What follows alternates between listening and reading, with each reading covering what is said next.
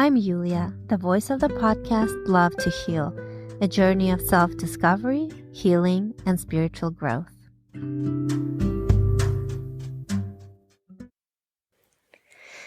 As I'm getting closer in age to my 40s, there you go, I revealed my age, I feel that I'm starting to finally find myself and find the answers to the numerous questions that have been residing in my head, waiting to be answered. So I wanted to share with you some of my thoughts on that. As it turns out, I didn't need to look very far to find myself or the answers to those questions. And let me explain what I mean.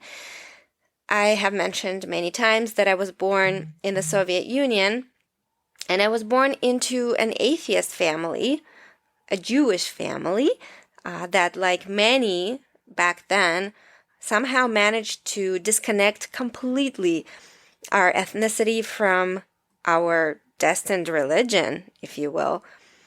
In other words, I knew when I was growing up that I was Jewish, but I had no knowledge whatsoever of what Judaism is, what all it entails. Nothing. So naturally, as I got older and we moved to the United States, I began to soul search here and there. And for a while, I actually mocked all religions. The word religion itself actually disgusted me, to be frank. And I didn't believe in anything, convincing myself that life was pretty much pointless and that after I died, I would be nothing more than worm food. That sounds awful. But yes, this is actually what I used to believe. And then, after having been introduced to yoga in my late teens, I want to say, I felt drawn to aspects of Buddhism, aspects such as karma, reincarnation, and nirvana, because I think it gave me a sense of hope that there's something more to this life than meets the eye. And while the practice of yoga, meditation, and a myriad of spiritual rituals, they satisfied my yearning to some extent, my yearning for something meaningful and everlasting, I still had many unanswered questions, and my path to health and happiness was not always clear to me, if that makes sense. Then, a few years ago, when I started working with my spiritual teacher on alleviating my anxiety, I was reintroduced to aspects of other main religions, such as Christianity and Judaism. And this time, to my surprise, I wasn't repulsed by words like God, Bible, church, or temple. And I began reading books such as Conversations with God and Diagnostics of Karma that, while not selling religion, drew upon the basics of the main world religions to not only explain life, but also to give guidance on living the best life here on earth. Then, a couple years later, I felt a need to explore Judaism deeper.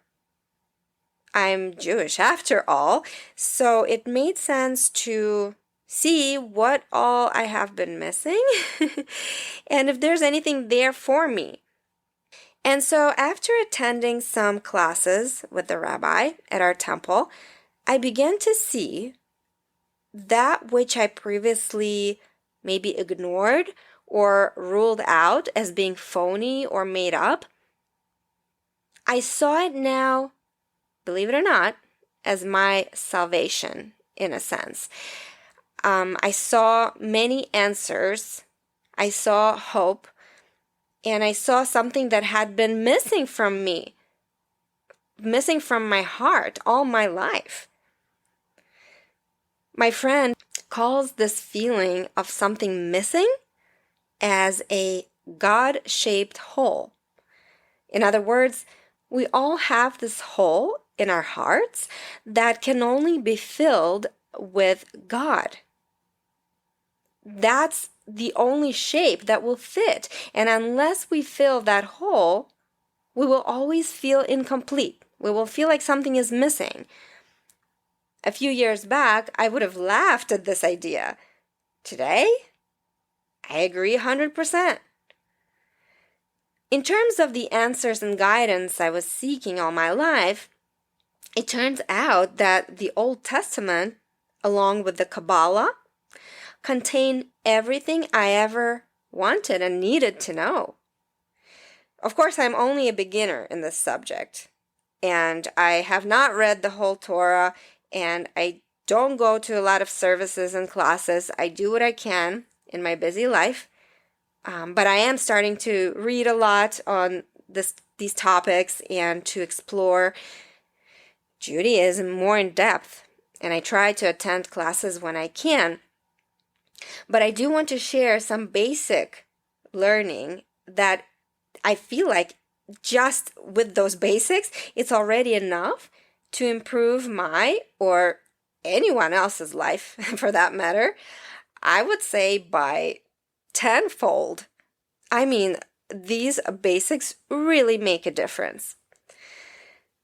So I won't go over the 10 Commandments in detail, but if people actually abided by these commandments, oh my gosh, we would have heaven on earth. Honestly, think about it. No stealing, no murdering, no adultery, no jealousy. I mean, it's hard to fathom living in a world without all these sins, if you want to call them. But wouldn't it be pretty amazing if people just simply abided by the 10 Commandments that God gave to Moses and that most religions consider the pillars of their faith? And the 10 Commandments, this is just the tip of the iceberg available to all people on earth. The Jews actually have, wait for it, 613 commandments total. Of course, today, with modernization and the destruction of the temple centuries ago, there's only 271 of them that can be observed and be observed outside of Israel. And I shouldn't say only 271 because that's a lot. But again, I don't believe that it's necessary to go to the extreme to achieve health and happiness, but incorporating some basic rules and practices in our daily lives will undoubtedly provide wonderful results. A couple of things that I was very happy to learn from a recent class with our rabbi is that in Judaism, God is not a punishing force. Instead, life is seen as a series of actions and consequences. And this, of course, goes right along with the popular belief in karma, which I have known about for a long time and that I liked from many years ago. I liked this idea of you do good and good comes back to you. And to my great surprise, and similarly to Buddhism and Hinduism, there is also reincarnation in Judaism that is explained in Kabbalah. In case you're not familiar what Kabbalah is, I will give you a brief overview. It is not part of the Torah. It is not in the Old Testament.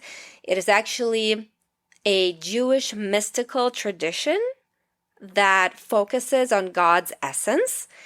It is considered the primary form of Jewish mysticism, and its teachings include God's mysterious ways, also the belief that God created the world through these 10 sefirot, or emanated attributes, and that people can influence God's actions by influencing these Sefirot, these attributes. Also, in Kabbalah, Kabbalists claim to have secret knowledge of the unwritten Torah, which was communicated by God to Moses and Adam. And the main concern of Kabbalah is ecstatic and mystical contemplation of the divine throne or chariot. So basically, Kabbalah is an oral tradition that involves initiation into its doctrines and practices by a personal guide. Perhaps you have heard of it when Madonna was learning Kabbalah and it was all over the news. And because there's really not a book for it, it's hard to find a lot of information and learn about Kabbalah. So our rabbi always tells us to come to him, to come to classes at our temple to learn more about it, which really excites me, to be quite honest. So when I heard all this, I couldn't contain my excitement. And how ironic that after some 30 years of denying my Jewishness and looking to other cultures for guidance, I actually ended up right back to where I should have been, to what is meant for me, I feel. And it really does feel like home now. But this is not all that excites me. There is more. As I lived my life searching for the most simple clues on topics like eating the right diet, the proper way to behave, ways to relax my body and mind, ways to connect to the divine, all these questions of mine that were really so simple, and their answers were right there. It was right here in front of me, written black on white in the famous book called the Torah, or the Jewish Bible. Seriously, the Torah has all the answers to the human questions. Again, our rabbi always says, if you have questions about business or relationships, health, come to me or read the Torah yourself. And not to mention, if you're seeking a connection to the divine and a search for purpose in life, these questions are automatically addressed through Judaism or any other faith. So let me break down a few of these life guidances that have been there all along. It's no secret that in today's world, people are constantly seeking ways to de-stress, to clear their mind, to disconnect, especially in the United States, where people take minimal time off work, they take few vacations, and they live in a never-ending race to make more money, to attain the next promotion, etc., etc. The more health-conscious people might exercise or spend time in nature to distress, but the rest will likely find comfort in TV watching, drinking, turning to another vice of some sort. Well, in the Torah, one of the 10 commandments is keeping Shabbat, which means not working and not using any technology from sundown Friday to sundown Saturday. While I used to regard this law as a nuisance, if anything, oh, great, I can't go out with my friends, or, I can't finish my work over the weekend that I need to, finish or get a head start. But now I see Shabbat as a true necessity for our busy lives. It's obvious that most of us have no idea how to stop the never-ending cycle of work, eat, sleep, repeat. Hence, all the anxiety and stress-related health issues, not to mention the lack of face-to-face communication between family and friends. I don't know a lot of people that can sit down at a dinner table and just chat without checking their phone every few minutes. And hey, my family was guilty of years of eating dinner and watching TV at the same time. I will admit it. Mindless eating and just trying to get through the meal as fast as possible while staring at the screen. So, what does Shabbat, the day of rest, provide? Well, it permits us to first have family time, real, genuine time with loved ones without the distractions of technology. To me, this is extremely important as I see my kids growing up and needing me less and less. They want to be with friends, making videos, playing video games, chatting on the phone. And I've noticed that even their social skills, such as holding a conversation with adults, grandparents, for instance, or even their peers, is not like mine was when I was their age and living technology-free for the most part. So Friday night dinner now becomes this sacred, valued time for family and friends. You can absolutely invite friends to your Shabbat dinner, but it's a time to come together and enjoy each other's company. Then, Saturday day is another opportunity to give our minds and bodies a break. It's a time to maybe attend service at the temple, or if you're a Christian, then you would do the same thing on Sunday. Or if you're simply spiritual and not religious, you can meditate, you can read books on spirituality, or just even read, honestly. You can go on walks, you can dance, you can play board games, you can be creative, you can paint, write in your journal. There's a lot of things that you can do. You can do what makes your heart sing. Since I'm not an Orthodox Jew, I don't follow all the commandments. I allow myself to use the necessary technology. For example, I can drive to the temple on Saturday and I can call my friends to invite them for the Shabbat dinner, or, call my family to make sure they're okay, etc. But my goal for the day of rest is really to minimize, to the extent that is possible, the use of technology so that I can focus on those human connections and spending more valuable time, more quality time, I should say, with the people I love. This day of rest can really do wonders to our relationships, our health, and our overall well-being. No matter how you look at it, we need a day of rest. The next point I'd like to bring up is prayer, which in reality is a form of meditation that has been used by Jews and other religions to deepen their relationship with God, find deeper self-understanding, and create inner peace.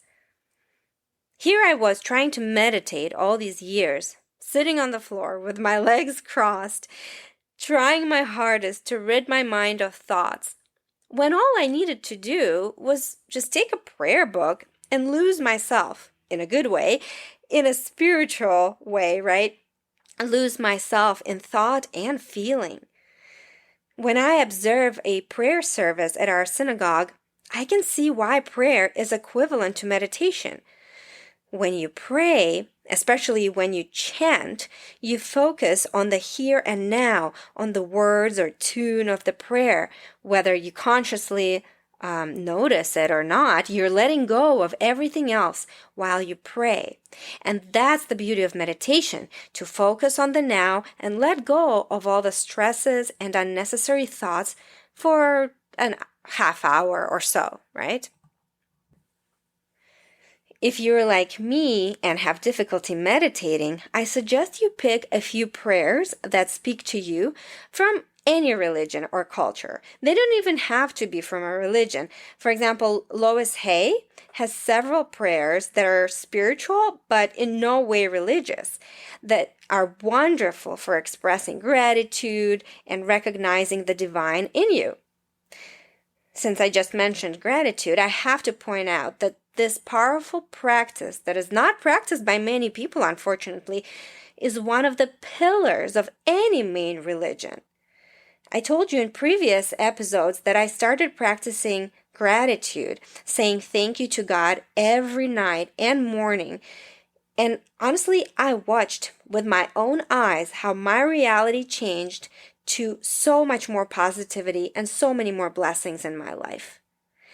Had I been brought up in a religious atmosphere, this practice would have been automatic. For instance, before eating food, we say thank you, God, for the privilege of having food to eat, which reminds us how lucky we are to actually have food on our table. This is so important in today's world because we take so much for granted. And when you feel through this expression of gratitude, when you really feel that you are lucky, oh my gosh, it makes everything else, it makes all your other problems seem minute.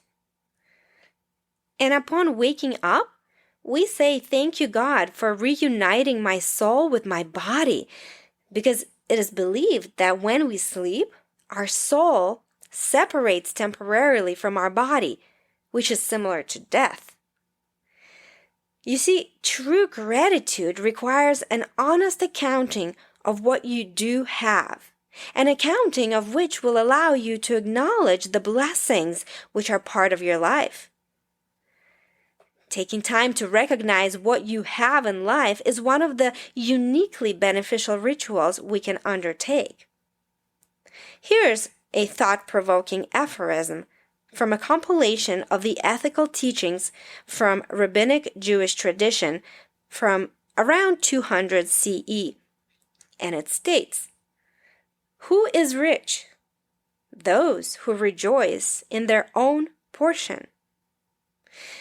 So if you take the most mundane of things, right? They may seem mundane to us because we're so used to them, we don't even notice them. But when you wake up and you actually comprehend that you're still alive, that your eyes have opened, you're breathing, and you're ready for another day of happiness, adventure maybe, whatever it is that you're going through, you got another day to live on this amazing earth of ours. And if you take these miracles that we live every day and you turn them into something grand, and you feel how lucky you are to be able to eat, to be able to walk, to be able to see with your eyes, you can get creative about all the things that you're really grateful for, then the rest of your problems or the rest of the negativity surrounding you will not be able to even ruin your day, because guess what? You're alive and you're healthy enough to go to work, and you have the ability to see with your eyes this beautiful world of ours, and hear music and move your body to music, whatever it is that makes you happy. So this gratitude, I'm telling you, if you don't do anything else, start with that. Next up, a topic that I love to discuss also is that of fasting and sacrifice. Fasting being a type of sacrifice. Thankfully, after the Roman destruction of the temple in Jerusalem in 70 CE, Jewish tradition reimagined sacrifices as devotional acts like prayer, fasting, and Torah study. So no more sacrificing animals or anything of that sort. I'll first explain the benefits of fasting from a purely physical health aspect, and then I'll explain the benefits of sacrifice in general from a spiritual perspective. If you simply Google benefits of fasting, you'll find tons of medical information on why different types of fasting are good for you. There's benefits like weight loss, inflammation, brain health, heart health, cancer prevention, and these are just a few of the common benefits. There are doctors who recommend fasting for days and even a week or more, not joking. And they have proven through research that fasting cures and prevents diseases and promotes cell repair. Over millennia, humans developed the ability to survive without food for prolonged periods of time. Fasting is still practiced by millions of people throughout the world for medical and cultural purposes. What occurs during fasting is that the body changes its source and type of energy, switching from consumed calories to using its own fat stores. Now, in Judaism, the true purpose of a fast is to lower the volume on our physical pursuits in order to focus on our spiritual selves. And many people that fast for spiritual purposes might not even ponder the health benefits that come along with this religious practice. This is why it's a shame that religion often gets a bad rap, since these ancient teachings have such valuable guidance for our health and well-being. Everything is already thought of for us. We just need to read and learn about it and practice it. So besides the health benefits of fasting, there are also very important benefits for our soul that allow for soul development, progression, and at the same time, mental clarity, inner peace, and an overall well-being. You would think that in today's world where basic needs are always met, when there's an abundance of food, clothing, transport, gadgets, and everything else that is supposed to make our lives ideal, you'd think people would be perfectly happy, healthy, and fulfilled. Well, it turns out that it's not the case. On the contrary, the more ideal a person's life is, I'm talking about constant food intake, like you don't even know what hunger is, constant fun, an absence of conflicts and problems. If everything is ideal, then that person will sooner stop developing, will sooner get ill, and will probably even sooner die. You see, in order for a person to develop spiritually, emotionally, mentally, and physically, he must have some problems and conflicts in his life. We have to learn and grow from something. If everything is done for us and we don't even have to move a finger, then you're probably going to be stuck at some point in your life. Like you're not going to get smarter, you're not going to get stronger, you're just going to be stuck in this one, at this one level, if you will. Since many people today don't have these daily hardships, such as lack of food or shelter, they don't have a lot of physical work that they need to do, then it becomes beneficial to create these sort of hurdles to overcome. And this is where sacrifice comes in. People typically don't think about the fact that happiness includes not only the fulfillment of desires, but also the refusal of them. By giving up something, let's say chocolate or meat for Lent, as a lot of Christians do, it shows that you're not dependent on the earthly pleasures and that your soul development takes precedence over a temporary feeling of gratification that doesn't really lead to anything good anyway. When one does this consciously, when one gives up some earthly pleasure or convenience and does this with love and reverence for God, sacrifice can become an extremely powerful way to deepen the connection with the divine. and to achieve tremendous well-being and clarity in life. As author and philosopher Sergei Lazarev explains, we are all accustomed to thinking that sacrifice is something painful. It's something you part with forever, something that makes you unhappy. In fact, sacrifice is the happiness of gaining divine love. By the way, abstinence is also a sacrifice. Many believe that sacrifice always means self-destruction, but in reality, this is a limitation of human happiness for a grander feeling of divine love. If in the past, restrictions on food, sex, and the race for the material wealth were seen as a blessing, I'm talking about centuries ago, today people perceive this as misfortune and inferiority. But you can't always go against the physiology of the body and against the soul. Think about it. Constant overeating leads to indigestion, obesity, diabetes, and it kills subtle energy needed for soul development and thus our overall well-being. Sex, too, uses up a lot of subtle energy, which is why giving up pleasures from time to time is so favorable. It allows for regeneration of subtle energy, aka life force, which is needed for our creativity, our drive, our emotional, and of course, spiritual health.